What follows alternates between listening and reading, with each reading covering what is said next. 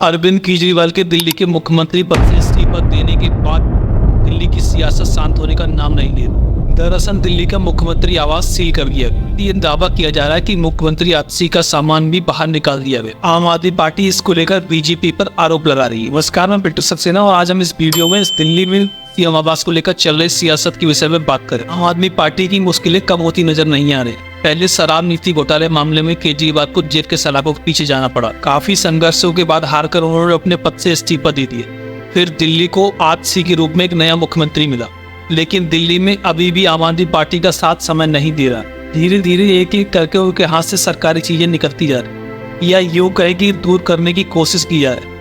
ये मैं नहीं कह रहा, ये इस बात का आरोप आम आदमी पार्टी बीजेपी पर लगा रही। दिल्ली सीएम कार्यालय ने आरोप लगाया कि पीडब्ल्यूडी ने उनके सरकारी आवास को सील कर दिया। वह बीजेपी आरोप लगा रही कि सीएम आतिशी ने सीएम आवास पर अवैध रूप से कब्जा किया है। दिल्ली सीएमओ की तरफ से आरोप लगाया गया है कि इतिहास में ऐसा पहली बार हुआ है जो किसी मुख्यमंत्री का आवास खाली कराया गया, और ऐसा उपराज्यपाल के कहने पर पीडब्ल्यूडी के अधिकारियों ने किया, और उपराज्यपाल ने ऐसा आदेश बीजेपी के कहने पर दिया। सीएमओ का आरोप है कि बीजेपी सीएम आवास को कब्जाना चाहती। पिछले 27 सालों से दिल्ली में बीजेपी वनवास काट रही है। ऐसी हरकतें वो इसका बदला लेने के लिए कर रही है। साथ ही सीएमओ की तरफ से ये भी कहा गया कि बीजेपी के किसी बड़े नेता को सीएम आवास को आवंटित करने की तैयारी चल रही। पहले इस आवास में अरविंद केजरीवाल रहते थे। उन्होंने इस्तीफा देने के बाद सीएम आवास खाली कर दिया। हाल ही में 2 दिन पहले ही सीएम आतिशी इस आवास में शिफ्ट हुई। अरविंद केजरीवाल 9 सालों से अधिक समय के लिए इस आवास में रहे। वहीं बीजेपी का कहना है कि 6 फ्लैग स्टाफ रोड स्थित सीएम के बंगले को अभी तक किसी को आवंटित नहीं किया गया।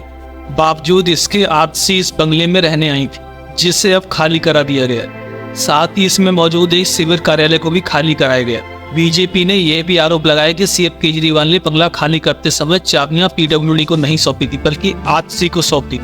पीडब्ल्यूडी के एक पत्र का हवाला देते हुए बीजेपी के विजेंद्र गुप्ता ने यह बात कही। वहीं आम आदमी पार्टी के संजय सिंह ने विजेंद्र गुप्ता की इस सवालों को सरी से नकार दिया।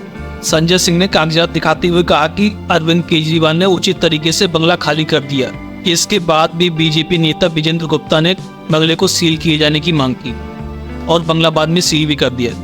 बीजेपी नेता ने एक्स पर एक पोस्ट में कहा कि आतिशी को मथुरा रोड पर पहले ही AB 17 बंगला आवंटित कर दिया गया। आपको बता दें कि आतिशी को AB 17 बंगला केजरीवाल सरकार में मंत्री बनने पर आवंटित किया गया।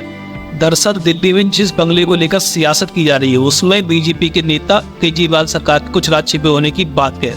बहरहाल बंगले पर डबल लॉक लगा दिया गया। बावजूद इसके आप और बीजेपी के नेता आरोप प्रत्यारोप की राजनीति कर रहे हैं। शायद आपको मालूम हो कि बीते 4 अक्टूबर को केजरीवाल पूरे परिवार के साथ राज्यसभा सांसद अशोक मित्तल के यहाँ शिफ्ट हो गए। अशोक मित्तल पंजाब से आपके राज्यसभा सांसद।